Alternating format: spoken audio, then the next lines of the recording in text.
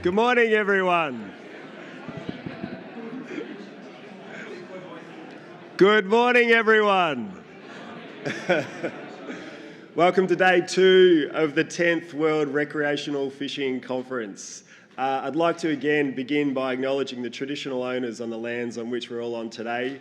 We're on Wurundjeri Woi Wurrung people country, and I'd like to pay our respects to elders past, present and emerging. Hope you're all feeling well today. Special welcome to the delegates who are just joining us this morning, particularly the Northern Land Council, Northern Territory gentlemen we met this morning, and any new delegates. We've had a fantastic start to the conference yesterday. Lots of amazing presentations, 2 brilliant keynote speakers. We've had some excellent feedback, and it's been great to catch up with old friends and make some new friends and colleagues in recreational fishing. And last night was a beautiful Melbourne evening. I hope you got out and enjoyed some social fun. Some of the delegates actually went fishing yesterday over at Albert Park Lake, which is one of our stocked lakes here in the city, and Kim Anderson caught a beautiful estuary perch. So he's really living the values and enjoying the fishing while he's here, which is great to see. We do have a few sore heads this morning. There's a little bit of partying last night. Make sure you rest up today, have a coffee and a cup of tea. We've got another amazing day ahead of us, including the gala dinner tonight, which is going to be awesome. Just on the gala dinner, so we've now ordered 4 buses to take everyone from here over to the Melbourne Museum. So if you're going to jump on the bus, it's literally straight out the front of the exhibition building here in the slipway where that arrow is. The bus will pick everyone up at 6 o'clock here. We'll stop by the Mercure and pick up anyone from the Mercure. We'll do the gala dinner, make sure you've got your best party dress and suit and shirts ready to go. And it will bring everyone back here at 10:30 past the Mercure as well. If you're driving yourself to the gala dinner, we're entering through the Nicholson side entrance to the museum. And it's going to be a great night, lots of fun to be had. We've got a jazz band, awards, and it's going to be sensational. A few announcements to start the day before we move on to our keynotes and hear a little bit about the magnificent print. I'm going to ask Mike Gilby to come up and tell us about that in just a sec. There is free Wi-Fi here in the venue if you need. It's really good for your email, so if you're an international and you don't want to use your broadband, you can log on here for free Wi-Fi. If you have any special dietary requirements, your food is available over past the lift, so right over the back there on the right-hand side. The lures have arrived, which I mentioned yesterday, which I said were already here. They've just arrived this morning. Craig's picked them up. They look awesome, and Mike's going to tell you all about the design. To get your lure, 1 per person, just go and see the ladies, the wonderful ladies at the registration desk at morning tea or lunch, and you can get your lure, and yeah, they look great. And they've got hooks on them too, so you can use them to go fishing straight away if you want. Maybe keep them in the package if you're going back through the airport though. Hopefully we've got some without hooks for any international travellers, but I haven't opened the box yet. Craig will take the hooks off if you need to, for all 350 of them. Unfortunately, Kieran Hyder's had to head home with a personal situation, so he won't be here for the rest of his talks, but we do have other speakers that will be filling in those positions. If you're looking forward to seeing him, you'll be able to catch up with him online. We do have our poster session at lunch, so all authors of the posters will be waiting by the posters, so you can get around and have a look, have a chat with them, and there will be awards as well associated with the best poster. Our hashtag competition, WRFC10, yesterday's winner was Scott Mitchell. Can we give him a round of applause? Scott had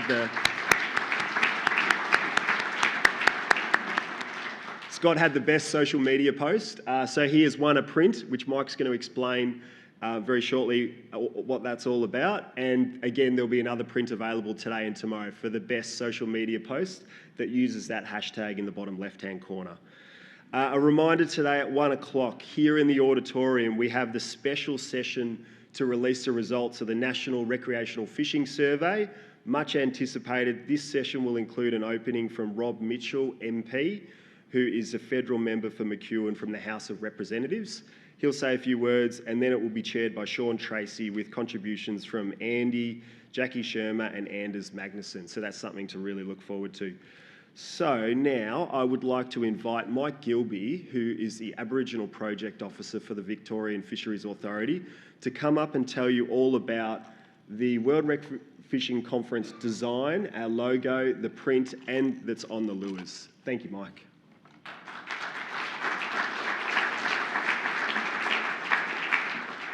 Thanks, Taylor. I'd just like to take a moment to acknowledge the traditional owners of the country we're meeting on. The Wurundjeri, Woiwurrung, Tanarung, Wadawurrung. These are members, traditional owners of the Greater Kulin Nation over the city of Melbourne and Metro Melbourne. So I pay my respects to their elders past, present and emerging. I'd also like to acknowledge my First Nations brothers and sisters in the audience and those who are visiting from both interstate and overseas. Welcome to Melbourne. This piece of work and what appears on the lure and your shirt, the shirts, was created at our Murray Cod Conference in Shepparton pre-COVID. Now, this body of work was actually created by a Yorta Yorta elder, Uncle Norm Stewart, and it depicts his version and his story of Benanga, now Murray Cod in Yorta Yorta language. And I just want to acknowledge our Yorta Yorta family here in the audience today, and you'll see them wearing the Benanga Rec Fishing shirts. They represent the Indigenous Rec Fishing Club in the Greater Shepparton region. So if you see them getting around, say good day to them. They're our Yorta Yorta family from Central Victoria. But the artwork depicts the reef systems within the lower Goulburn Murray corridor. Now, this is in Central Victoria. That is Yorta Yorta country. It depicts the story as Benanga, Murray Cod, traverses through Yorta Yorta country. Now, the Murray Cod doesn't stop there. He traverses right through the Murray-Darling River system within Australia. But this is the story, and each First Nations group along this Murray-Darling Basin corridor has a story that's significant to them that depicts the journey of the Murray Cod. But it's all interconnected when the Murray Cod traverses out to the ocean. But I'll speak further to the print and further to what it depicts during the First Nations session this morning, because there's more in that painting than just a colourful print. There are prints, limited edition prints, also available of this bit of artwork, but that will be go towards gifts as the conference progresses. So that's just a bit of insight into that artwork and what it means. And if you're wondering, what it depicts on everything branded here for the conference, that's what it represents. It's our story of the Murray Cod, told to us by a Yorta Yorta elder.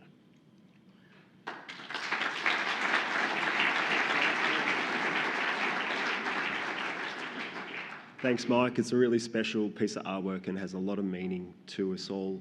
And we'll be providing a print to all of our keynote speakers, including our keynote speakers yesterday as well, and I've got them down here. Now it is time to introduce our first keynote speaker for this morning, Mr. Stan Louis. So Stan Louis is a Torres Strait Islander from Erub, Darnley Island, on the top eastern Torres Strait. Now this is the very tip of Australia on the right-hand side, right at the tip.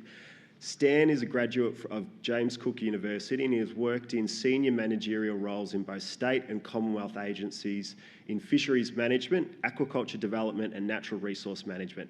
Stan believes that both Indigenous and recreational fishing sector share a lot of similar values. And Stan's presentation focuses on the theme First Nations peoples, interactions with recreational fisheries and opportunities. Please join with me in welcoming Stan Louis.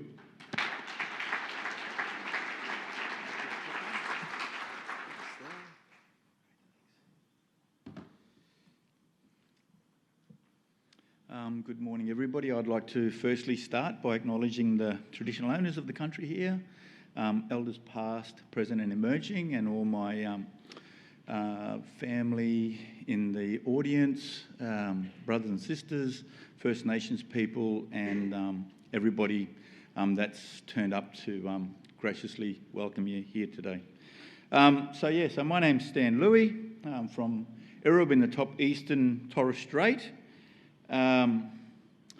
So I've had the pleasure of working in fisheries now for many, many years, and one of my highlights, I guess, which is relevant to Victoria and New South Wales, South Australia, is I used to be one of the fishery managers with AFMA in southern bluefin tuna, and I was a fishery manager when we implemented the global quota cut, and from what I understand now the fish are back, and recreational fishers are enjoying the pleasure of going out and catching a nice southern bluefin tuna. We don't get them up in Torres Strait. Maybe with climate change we might get them, but we'll see how that goes. So Erub is a population of about 800 people. It's in the eastern Torres Strait. I was lucky enough that my grandparents had the fortitude to sort of move the whole family down to Cairns when we were young so we could get an education. My grandparents said that education was the key, and I think that has really stood me in really good position with that education. I'm forever grateful for my grandparents for that kind of vision. I've worked in Torres Strait now for quite a while with the Torres Strait Regional Authority. I manage quite a big environment program. I've been lucky enough to work with 60-odd rangers over the whole of Torres Strait, so looking after the environment, which is one of those things I think that Indigenous people, recreational fishers and commercial fishers, I think, have a vested interest in looking after the environment, the ecosystems that support the fish and our way of life and our values. So how do we get here? Okay. So like I said, Torres Strait. So I flew from there yesterday, got in late last night. My luggage didn't make it. But I walked out the door this morning and they brought my luggage in, so I'm clean. Happy to be here today. So Torres Strait, it's quite a complex environment. So as you see all those little circles there, that's the 3 nautical mile zone within landfall and all those reefs. So we're the only part of the country that shares a border with another country. So the jurisdiction line, as you can see it goes up there right up to Saibai in the top west. So obviously north is up. So the top western, northwestern is Saibai, Boigu, and Duan, and then you come out towards the east where that line goes right out to Bramble Cay and right down towards the Great Barrier Reef heading south. So my area is right out to the east. So to the east there's more coral cays, deep ocean, volcanic. And then you go over to the west, the top west, and that's like a bit more muddy, mangrovey, barramundi, those kind of things. And then you come down towards the Central Islands, coral trout, mackerel, crayfishing is really good. And then you come down towards the Thursday Island, Kowalagal sort of archipelago down there towards the Cape, and that's where I currently live at the moment. So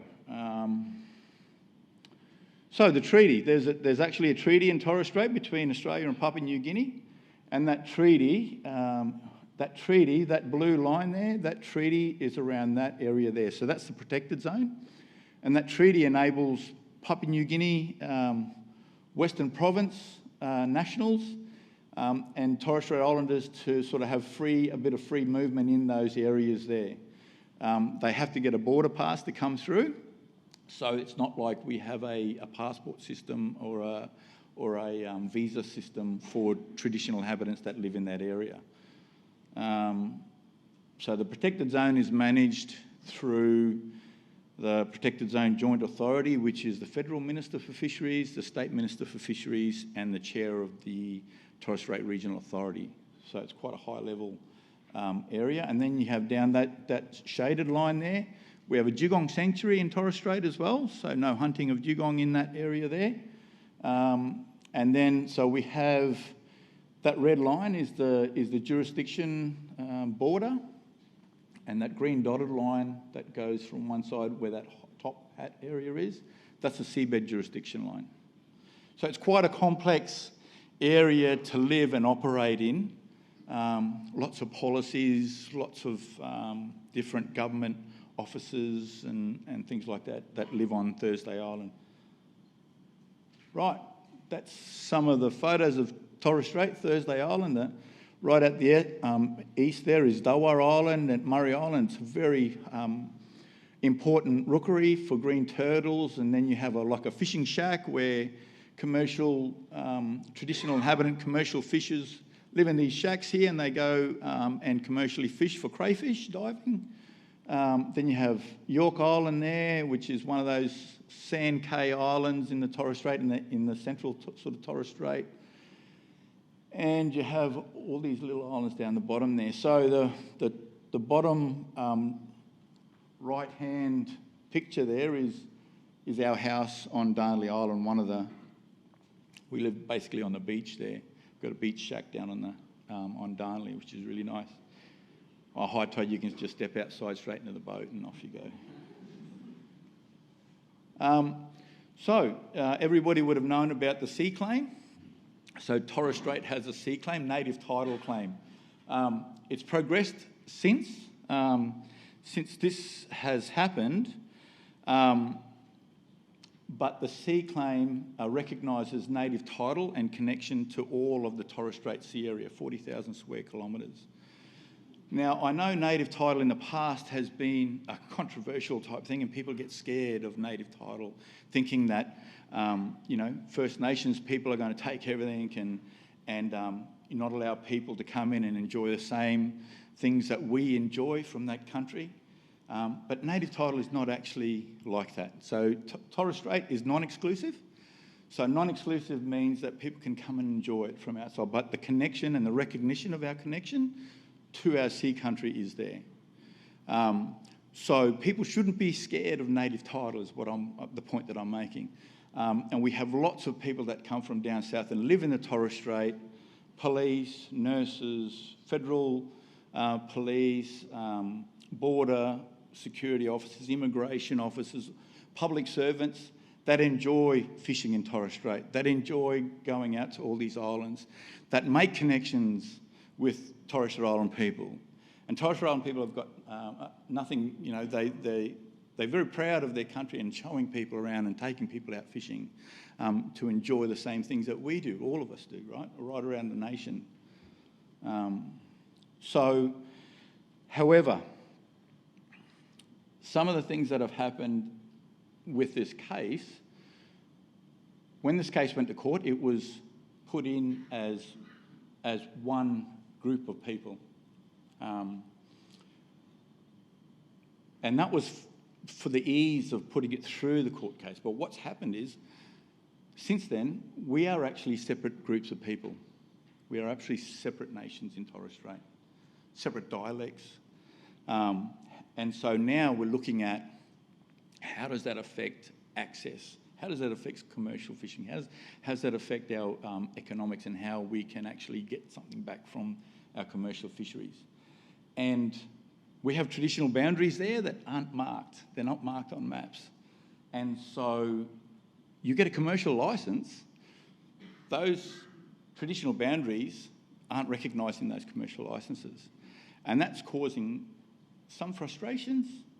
And there's a project happening at the moment looking at those traditional boundaries, which is quite complex because we are one society and we have connections all over the place. Like we have families, all over the islands.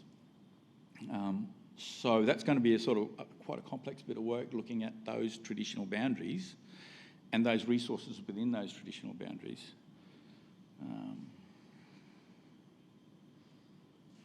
Right, so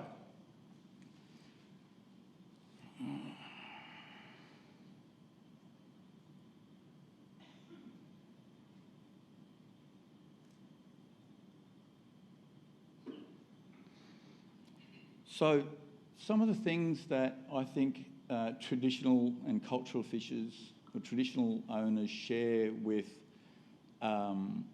recreational fishing is, one of the big things is access to resources. And I think that is sort of on a national, every jurisdiction has issues with access, right? Because normally when they break up those resources, it's commercial first, and then rec and cultural get the sort of second preference at the moment. So we have the same issues with access to resources. It's not so much in Torres Strait, but I know further down south that access to those resources and carrying out those cultural fishes have put traditional owners in jail, you know. So there's some of those issues happening. So I won't touch too much on that. That's an ongoing sort of thing that needs to be sorted. It's probably not for this. We also have concerns for the environment and ecosystem. I think a healthy environment, a healthy ecosystem benefits rec fishers, benefits commercial fishers, benefits cultural fishers. The passing down of information. Now, everybody knows there's nothing better than taking your kids out fishing and teaching them how to fish, right? The smiles on their faces, you know, a big day out, they come home. And that's the same with traditional owners. We pass down information, that connection to the family, you know, learning. It's that whole social connection. And I think, to be honest with you, I think some of that's missing these days because of the, you know, the mobile phones and the internet and the social media and that sort of thing, which I think is a real worry, you know, moving forward. Social wellbeing and health benefits. So I know, so I'm a veteran as well, so I did a few years in the military, and one of the things that they say with PTSD and those kind of things is going out fishing is reducing stress. And so the health benefits of going out fishing, you don't even have to catch a fish to enjoy the benefits of fishing. And so I think those health benefits can't be overstated enough, you know, how fishing actually is a real health benefit.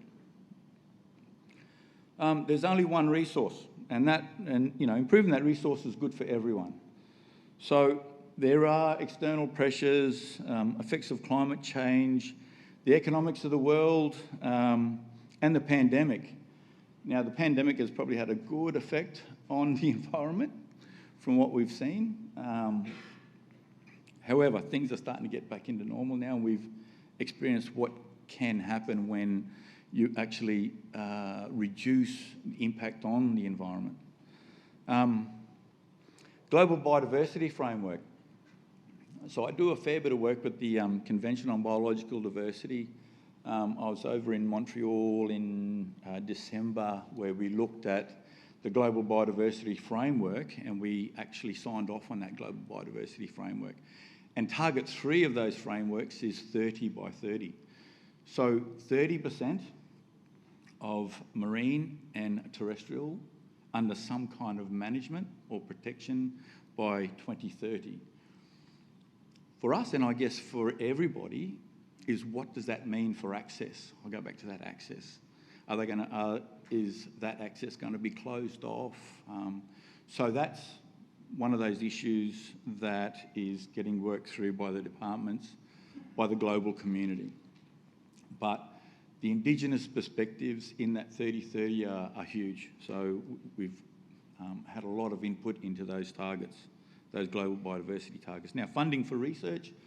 I'm lucky that I'm the chair of the Indigenous Reference Group and the FRDC, and I think FRDC have been like the leading light in terms of Indigenous research. And Patrick's in the front here. I thank Patrick and his team for supporting Indigenous fisheries research over 10 years. And I've been blessed to be the chair of that IRG, and I've learnt so much, and I've had such a good experience.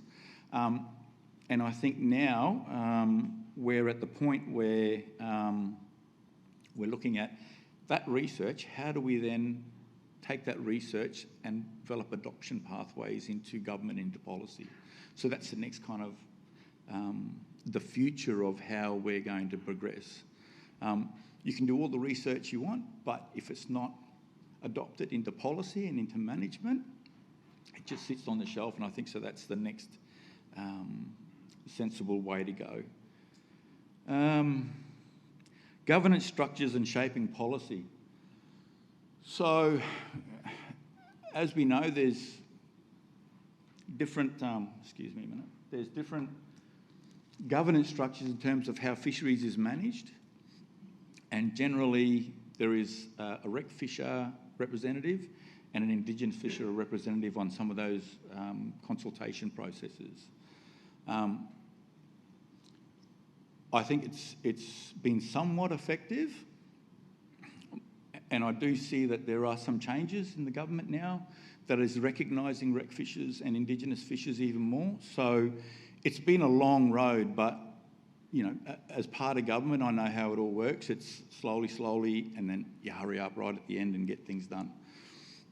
So I think we're still in the slowly phase. The hurry up at the end, we've just got to be prepared for, to see what the future is going to hold for Indigenous and for rec in terms of those consultation processes. So we also need a pathway based on kindness, not getting bogged down in conflict, and not just what we want, but everybody knows how you negotiate, right? We come to the table with what we want, but I think the secret is coming to the table with what we are prepared to give up as well. So what we're prepared to let go, and that's the art of negotiation, really. And people forget that that's one of the important aspects of negotiation. So opinions versus facts. So opinions, I'll go back to social media. Social media's opinions. And then you've got those peer-reviewed papers that are facts. And often social media can sometimes turn into those peer-reviewed papers, the people that follow those things, those feeds on social media. I personally don't do any social media at all. And I hear people complaining about social media all the time.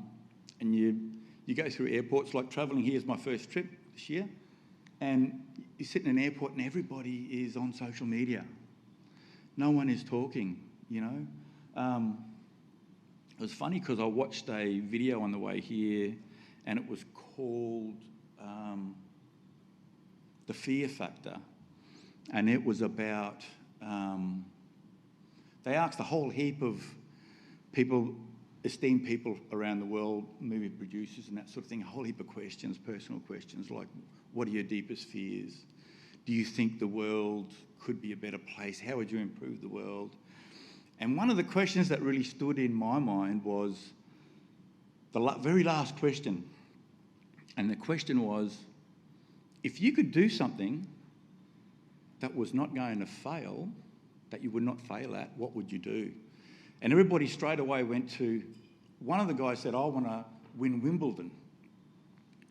So he went straight to him, right? Straight to yourself, which is what is human nature. But then they had to think about it, and then they came back and said, you know what, that's really selfish. What I would like to do is and everybody was the same, what I'd like to do is make the world a better place.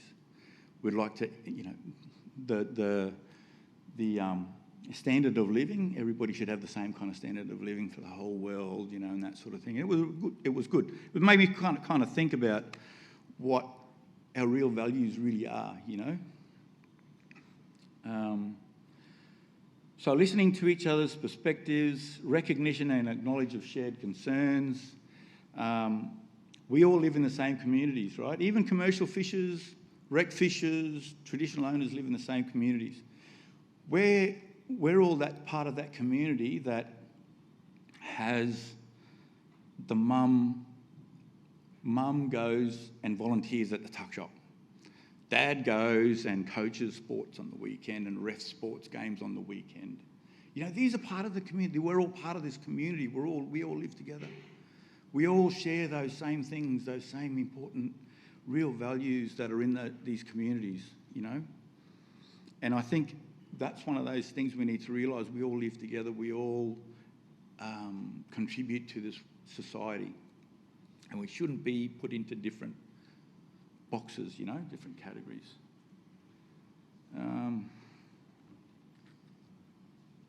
Okay, so that's a catch, typical catch. Like I go down the west coast and do a bit of fishing. And I'll come back to this bottom picture here. I've got couple of mates came up the Torres Strait and we did a trip in these two boats. But I'll share some other photos. Right, business and employment opportunities for Indigenous people through recreational fishing. So many Torres Strait, Aboriginal Torres Strait Island coastal communities in Northern Australia, it's very remote getting there, but it's really worthwhile getting there to experience those fishing because those fish are untouched, you know. You can throw a piece of olive oil in the water and catch a fish. The thing with Torres Strait, going back to Torres Strait, is that although we have the sea claim in there, and people are welcome to come and visit, there's protocols. As long as you follow those protocols, visitation protocols, get approval, go that extra mile to make those linkages with the communities, they really appreciate it, you know, and you'll be welcomed with open arms. The other thing is the business models in Indigenous communities is very, very different. I did a project where we looked at business nows, and we went and we surveyed a lot of Indigenous businesses, fishing businesses, and we made this decision tree.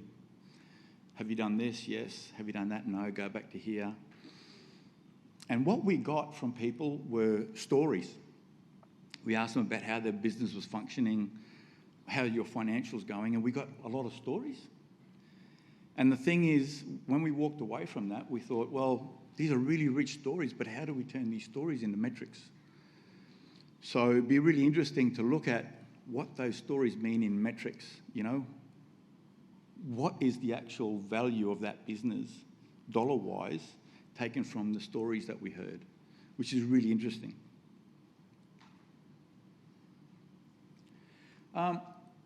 There's also some potential for internal conflict from those benefits if not done right.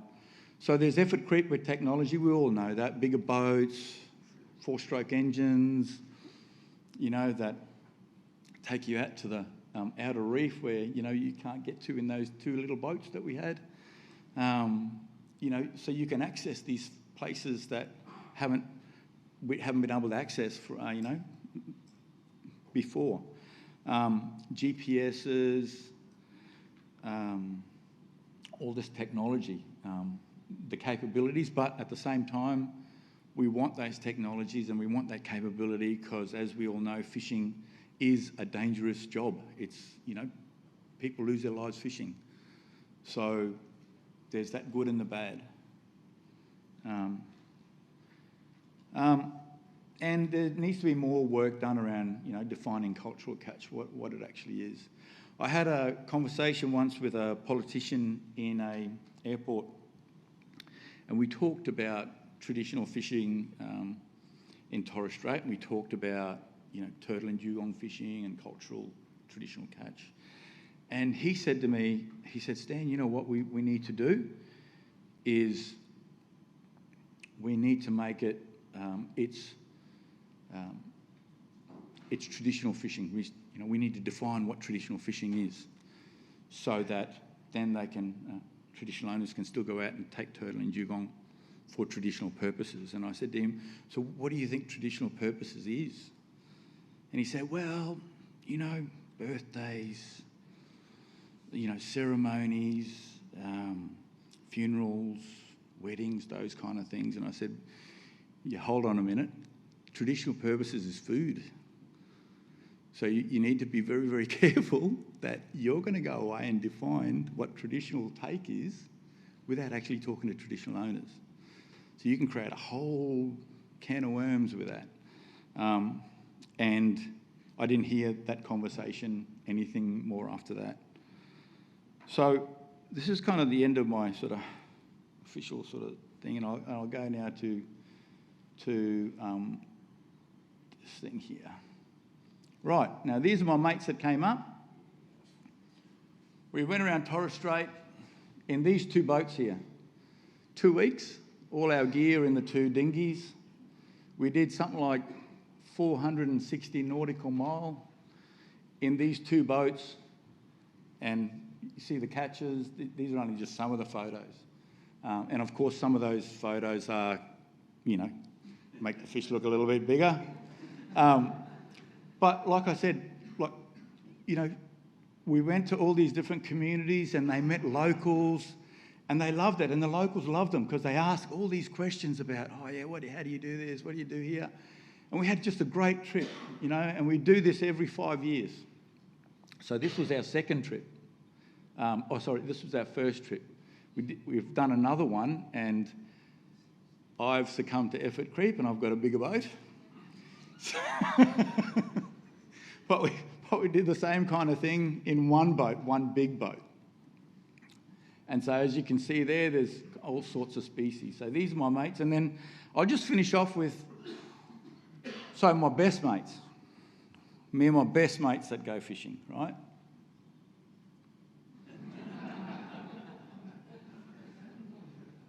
So these are my best mates.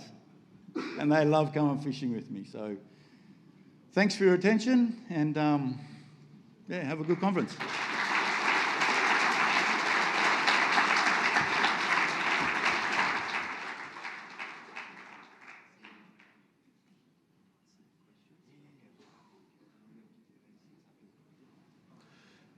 Thanks, Stan, doing some amazing work, and it just looks like a terrible place to live. I think we're all coming to visit you very soon. We might save questions for Stan until we have morning tea, but please join me again in thanking him while I give him a little token of our appreciation.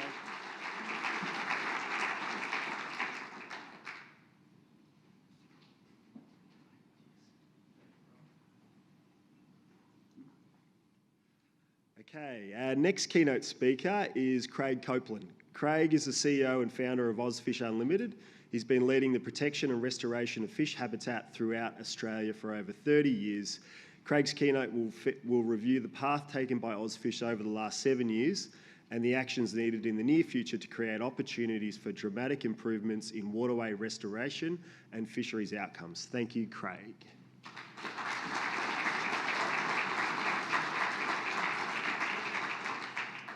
Morning, everybody.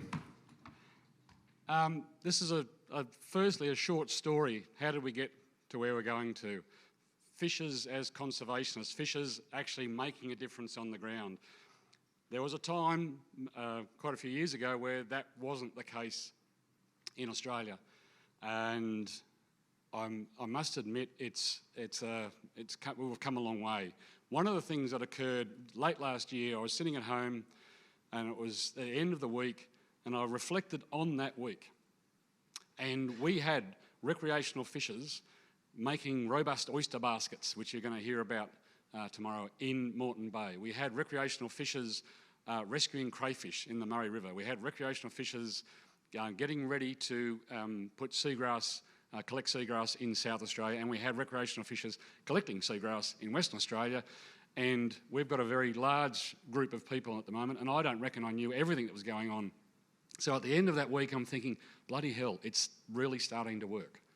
And all of that is just a real generational change of recreational fishers really starting to dig in and make a difference. But it all started some years ago. So I've been doing habitat restoration for a while. And in fact, I've been doing habitat restoration since before the Knights won their last premiership. So that's a long time. And I was trying to get recreational fishers more involved in some of the stuff we're doing, and it wasn't working. And I was very lucky to get a Churchill Fellowship. And I got that and travelled the world to see why I thought other groups were doing it better than we were in Australia. And I was lucky enough to run into this group here. This is the Idaho State chapter executive that gathered together and we had a meeting, and I sat in on this meeting and I heard recreational fishers sitting around talking about in national water laws, state environmental laws. They talked about diversity and how they increased the diversity within their various chapters. They talked about fundraising. They talked about how they could do better work on the ground, and they talked about fisher science and how they would, and it was a fantastic project trying to get rid of lake trout from Yellowstone Lake, all within a couple of hours. And I was just blown away. I said, I want one of those. So I come home and was very lucky. I got some funding from FRDC and we started our first project. I was volunteering, working on at nights and on the weekends, and we had some great support. And the only reason we actually got started was the support we had from the state peak body rec fishing organisations. They joined up. We put things happening all around the country, and without their support, we wouldn't have been able to actually really start to kick it along. But one of the things we actually need to generate, more, funding support for the activities that we're going to do. And I was very lucky. I knew Colin Tannehill, and I went to Colin and I said, "Can we get some support from Shimano?" When we started our first project, a family tree planting day out in Dubbo. It seems small if looking back at it from here, but it was very, very important. But one of the things that really made a difference at the beginning was people, recreational fishers. And we actually had an event, it was called an Inland Fishing Summit. This bloke, who is just a fantastic communicator, those in Australia might know him, Matt Hansen, he really is committed to the environment and really good at communication, and he come on the board of Ozfish. But at that same summit, we had Braden Lampard, who is now our senior project manager, but he was just a fisher and now he became the chapter president down there. Annie Mitchie, who's here, became our chapter president, and it was quite funny. We actually had a guy coming along, almost forced to come along by one of his mates, and he ended up being our chapter president in Tenterfield and is now one of our great staff up in that neck of the woods. These rec fishers, joined by guys like John Larson in Ballina and Robbie Porter in Central Moreton Bay, they just gave us the fizz. It's like, if these guys can do this, then a lot of things can transpire. But then what then happened is I actually had a good friendship and a board director, Snagger Brown. Most of you in Australia might have heard of Bonnie. She introduced me. I got a meeting with Anthony Herity from BCF, and they promised a trial to support Ozfish, which like a one trial, one project thing. And then they offered us a 12-month trial to see what we could do. And now we have this huge partnership to try and deliver recreational fishers looking after habitat around the country. So that really was almost the start of all of that thing, except for one more bit.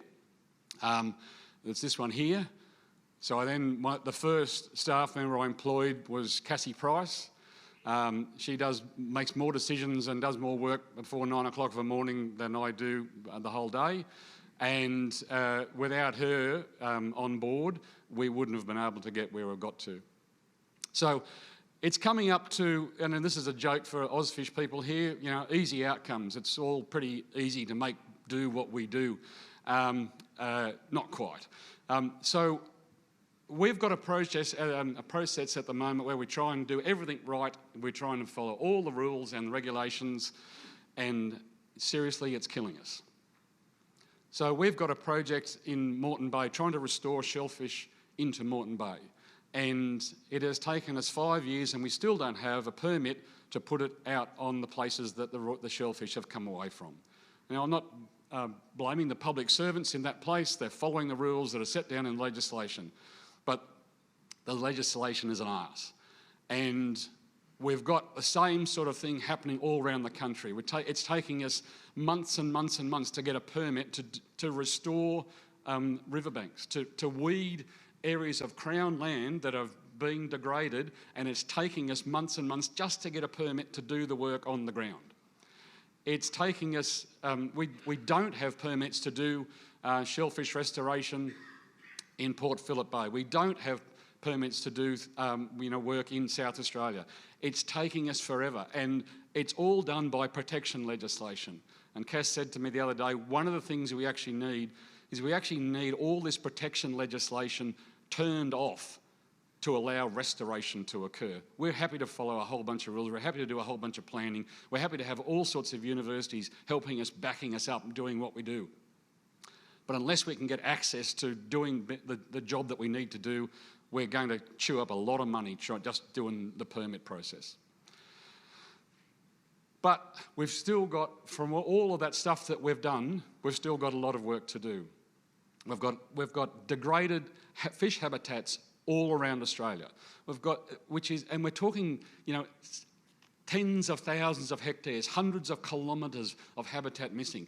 If we put it back, we're going to improve our fisheries. There's no one in this room that doubts that, but we're still not getting enough happening. Despite that, we have the largest seagrass restoration project in the country underway. We have the largest shellfish restoration project in the country underway. We have the largest wetland restoration project underway, and when that happens, I think I might retire. And on top of that, we have, in the last 3 or 4 years, we've knocked up 150,000 hours of time by recreational fishers to restore habitat around the country, and that's just a huge effort. And most of those are here. You see them in blue shirts. They're the ones that are doing the work. Can we do it better? Absolutely. So I'll just show you this. This is the National Gallery of Victoria. If you get a chance to go there, go there. It is a wonderful art gallery. They have hundreds and hundreds of people who provide $9.1 million a year in funding to provide new artworks for the National Gallery of Victoria. How many philanthropists do we have getting behind recreational fishing and restoring habitat in Australia? I can count them on one hand. Can we do better than that? So yes, we can. The future. COP15 was just held, the Conference of Parties for Biodiversity. Stan just mentioned it. It is a huge, huge and important thing that's occurred. One of the things they said, not just the 30, there's a process in there that says 30% of the landscape will be in inland waters and coastal marine areas will be under restoration by 2030. 30% under restoration. We've got Buckleys of doing that because people don't realise how much effort it's taking to do it. So we've got a whole bunch of things that we're trying to do. So what we've got in Australia, and one of the things that we're working with in Ozfish, was joined the decade, this is the UN Decade of Restoration, which is a great opportunity for all of us internationally. It's a great opportunity. We've formed a group with 21 other groups that do restoration in Australia to try and come up with how do we get these targets? How do we make this stuff happen? To do this, I'm following Trout Unlimited's rule. In fact, we've stolen most of our stuff from Trout Unlimited, so thank you, Steve, and all the staff in Trout Unlimited. One of the things that they do is they do citizen science. We're calling it fisher science, and it goes like this. It's designed by researchers, and it's approved by governments, and it's undertaken by fishers. What a great set of rules.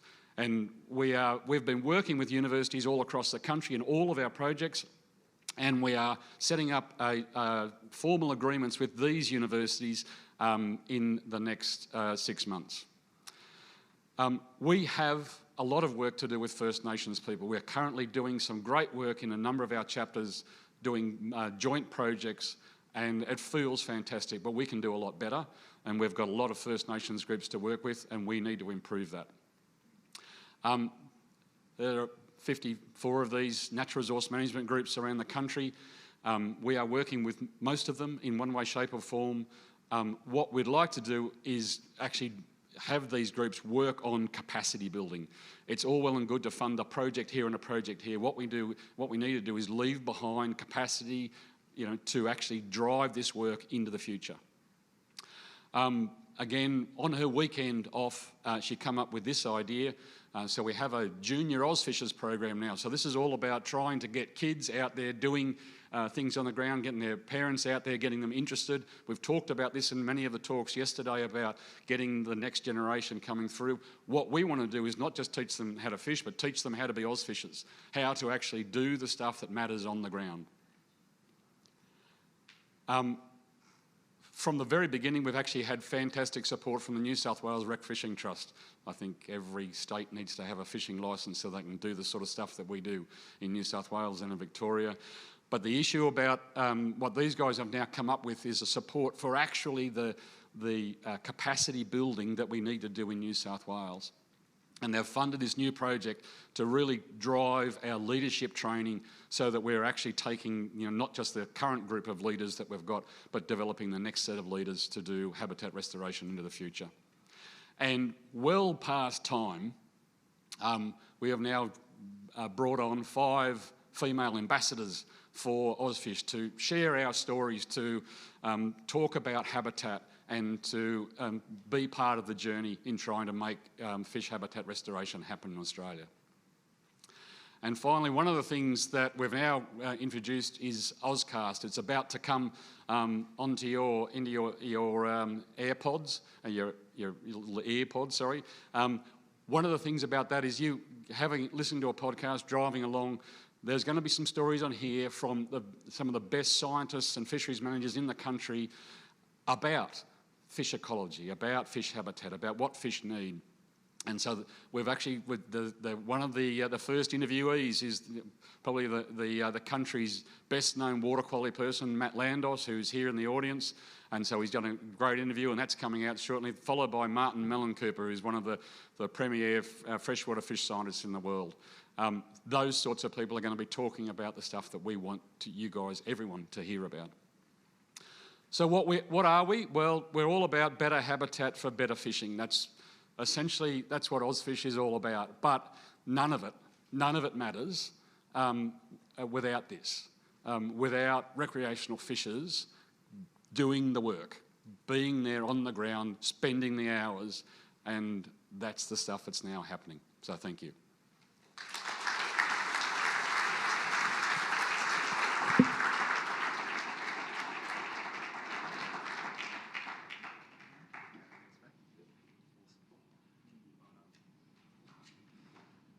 Thank you, Craig. Really inspiring stuff, and Ozfish are doing some amazing things, and wonderful to see so many blue Ozfish shirts at the conference over the 3 days. We'll save questions for Craig again for morning tea. We're running a little bit out of time. We'll now move on to our next keynote speaker, who is Ingrid van Putten. Ingrid is a senior research scientist with CSIRO Oceans and Atmosphere and an adjunct professor at the Centre of Marine Socio-Ecology at the University of Tasmania. With a background in economics, she's particularly interested in understanding why people make certain social and economic decisions as users of the marine environment.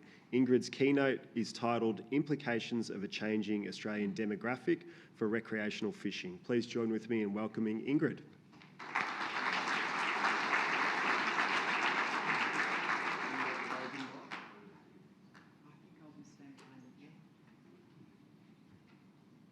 Good morning, and first of all, thank you for the organisers for inviting me to give a presentation at this conference. I'd like to also begin by acknowledging the traditional owners of the land that we meet on, and to pay my respects to elders past, present and future. I'll be talking today about demographics in recreational fishing, but I'm particularly going to talk about multicultural aspects of recreational fishing. What I'll be presenting is actually a thought piece. It's not based on my own research. It's in fact based on lots of anecdotal information, because it is an area where research is lacking. Now, I just want to make clear that I'm not talking about Indigenous aspects of multicultural aspects of recreational fishing. I'm not qualified to talk about Indigenous components, and I'll leave it to people like Stan and others to do so. But I think it's really important to remind ourselves that Aboriginal and Torres Strait Islander people have lived sustainably off the Australian waters for many thousands of centuries. thousands of years. And Indigenous fishing practices have been honed and varied over many millennia and are underpinned by a deeply held respect and love for the marine environment and the waterways around Australia. So, talking about multicultural aspects, I wanted to just draw your attention to the picture. It's not of a fish, but it's in fact of the place where I live. It's called Marion Bay. There's a creek there called Bream Creek for obvious reasons. There's Australian bream in the creek. What you can see is a painting by a friend of mine called Mel Hills. It's the ribs of a boat called the Zephyr. The Zephyr went from Hobart to Melbourne in 1852. It had 14 people on board and it shipwrecked on the beach at Marion Bay.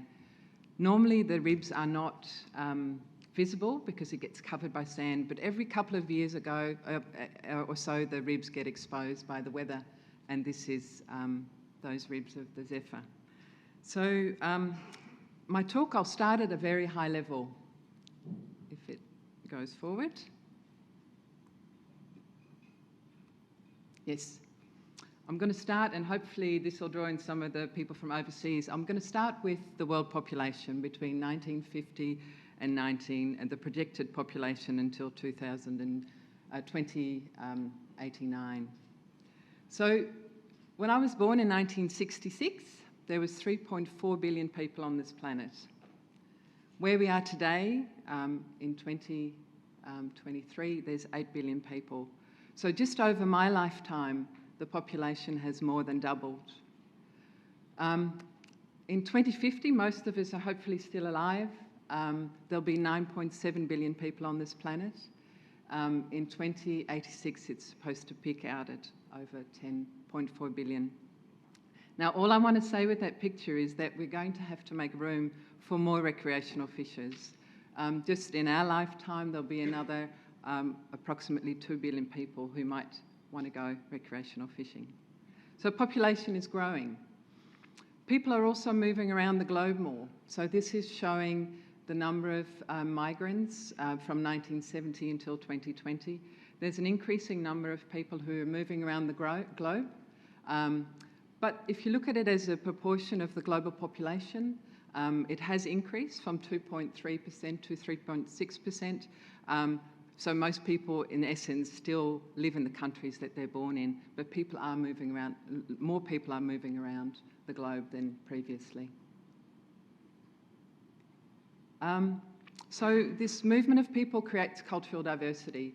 What I'm showing here is the OECD countries, the number of foreign-born people as a proportion of the total population. I just want to highlight Australia in that. In Australia, almost 30% of people are foreign-born, so that's a very high percentage in relation to other countries. Admittedly, the top 5 countries in terms of these foreign-born people are the UK, India, China, New Zealand, and the Philippines. So that's the largest migrant populations in Australia. But it is high. That's what I want to highlight with that slide there. So coming to participation in recreational fishing, in 2015, Robert Ehlinghaus did a paper that looked at participation rates across the globe. What I'm showing there is that he calculated participation rates for about 15% of the global population.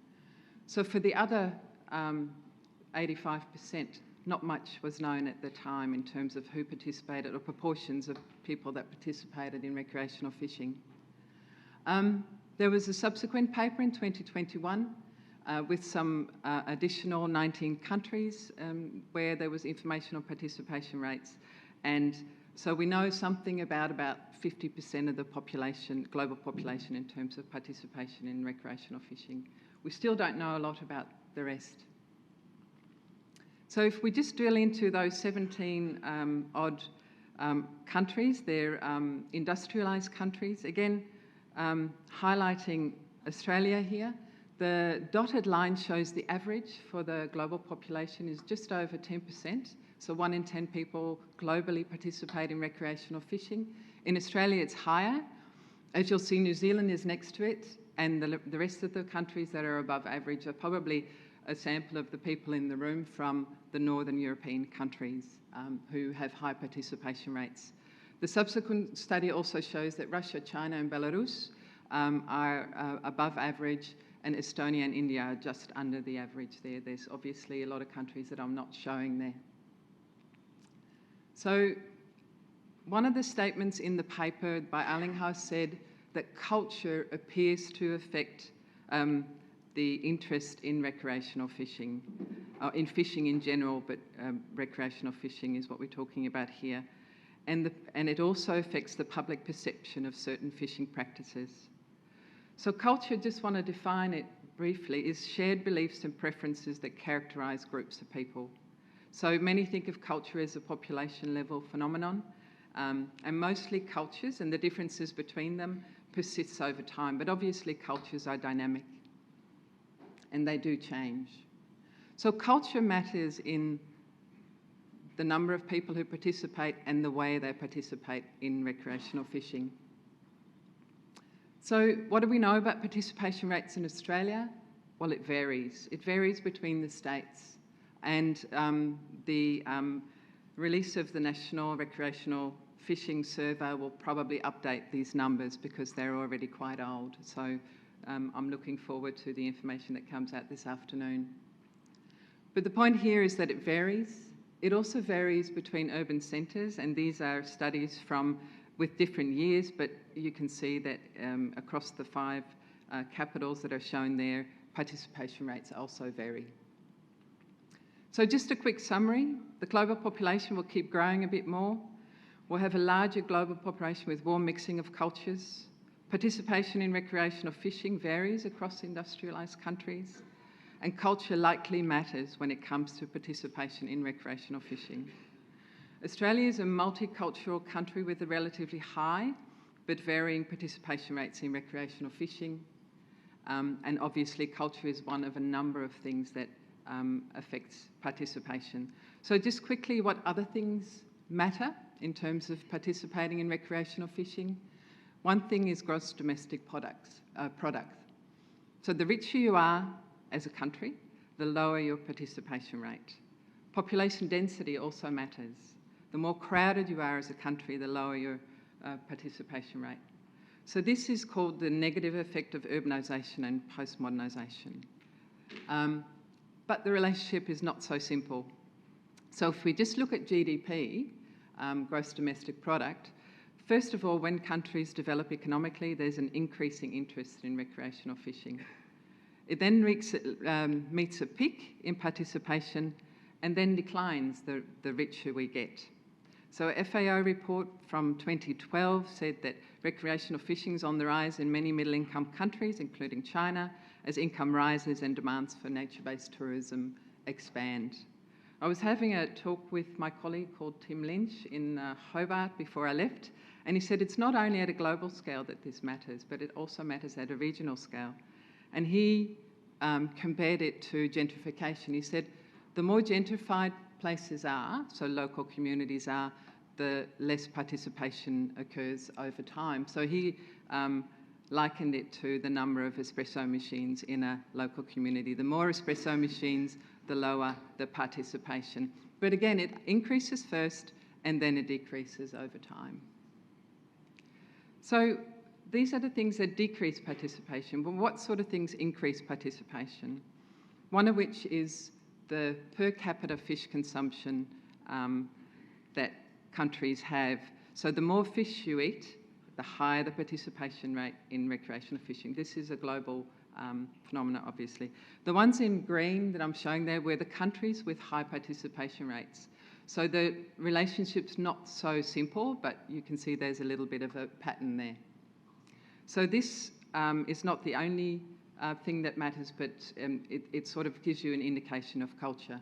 But again, like with GDP, the relationship is not so simple. And here I'm showing the average global fish consumption trends over time from 1961. The blue one that I've sort of made a bit thicker is Oceania, and Australia is in that category with Oceania, but it's probably high because of the Pacific countries that are very high consumers of fish. The green line is Asia, and you can see that increase in consumption of fish has risen dramatically over time. So this sort of sets the scene a little bit for my last couple of slides, in which I'll actually get to the point into Australia. But again, a quick summary is global population will keep growing and mixing culturally. Culture matters when it comes to participation in recreational fishing, which varies.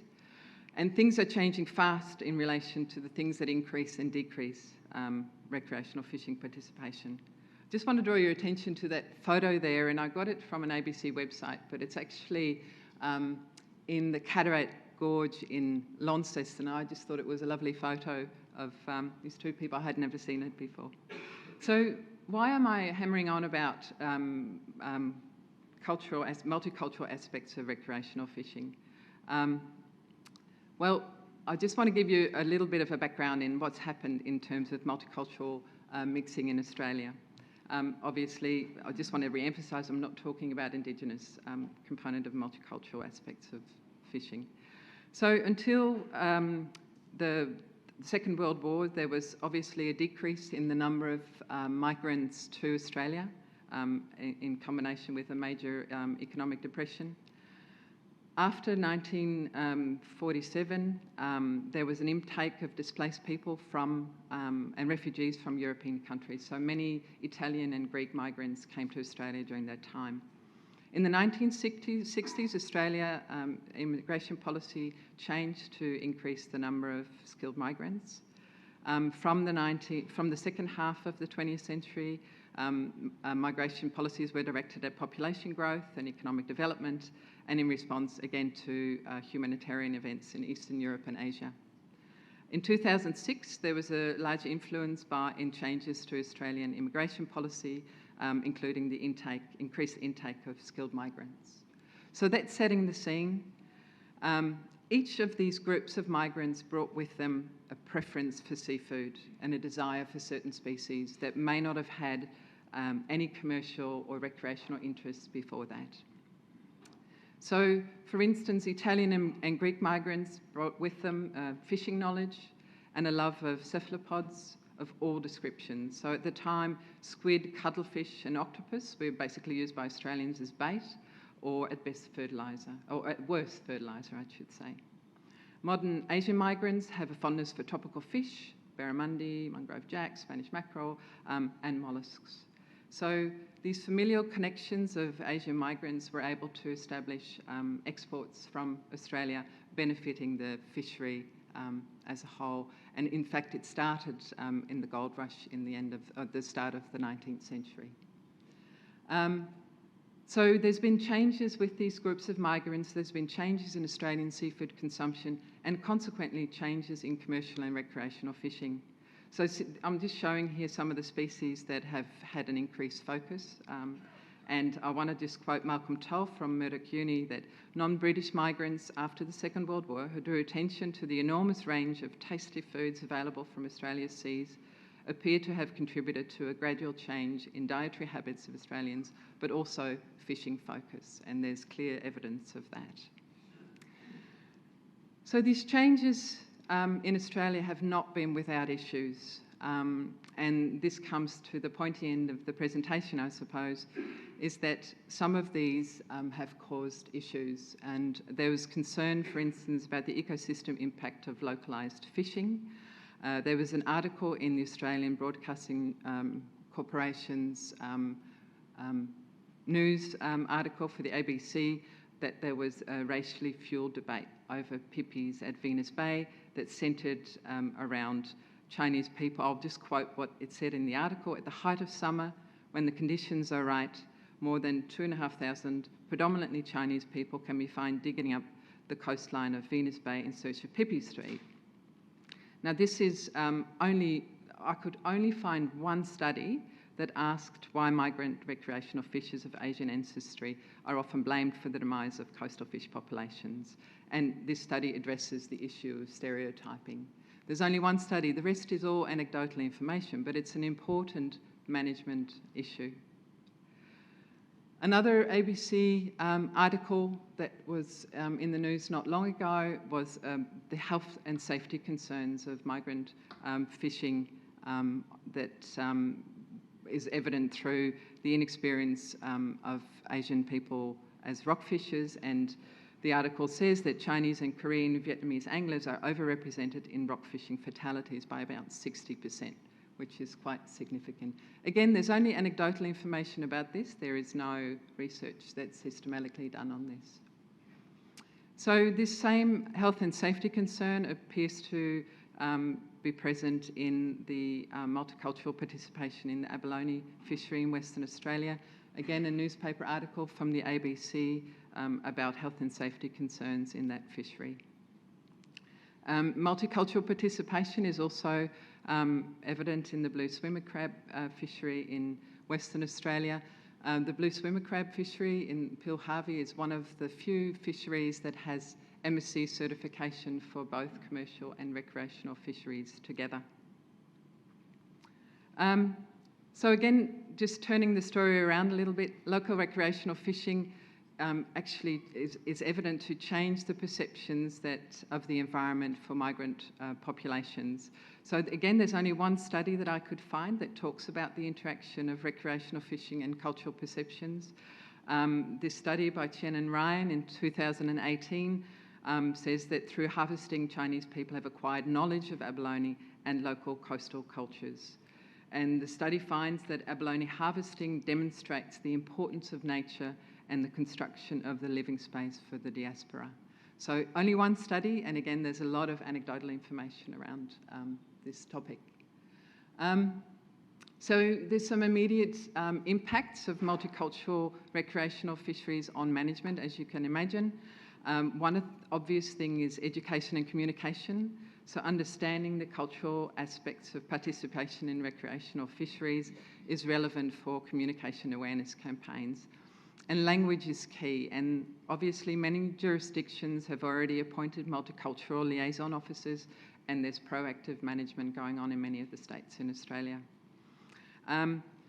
There's some anecdotal evidence to suggest that even though in Australia only 4.7% of people don't speak English very well, this is in migrant communities, this is sensitive information.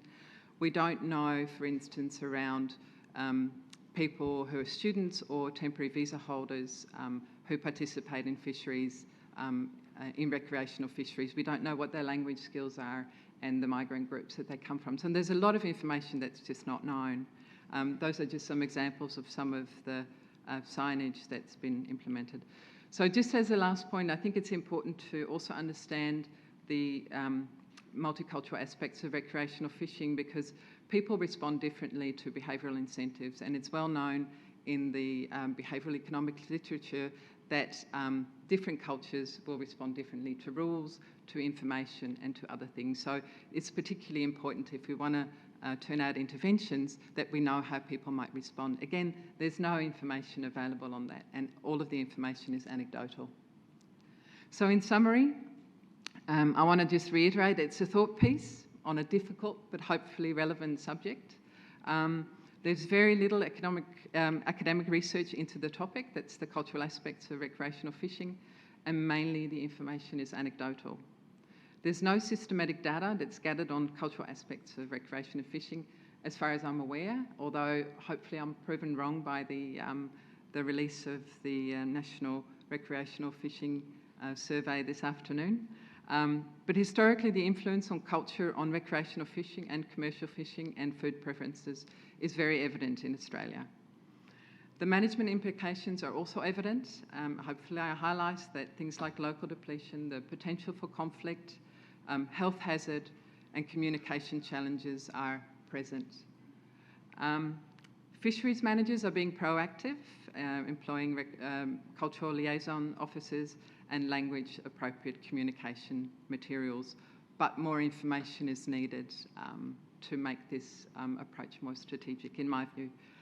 But I'm going to leave it with a question. Do we need a more coordinated research and data collection approach to learn about the cultural aspects of recreational fishing for future management? Thank you.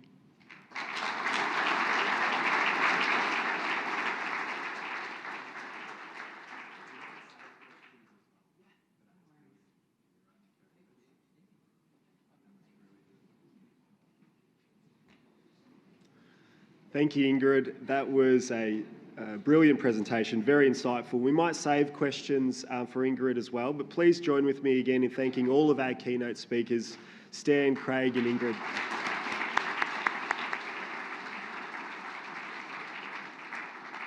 So now we're going to break for morning tea. We've got about 15 minutes, so it's a little bit shorter. At 10:30 we'll break into our concurrent sessions.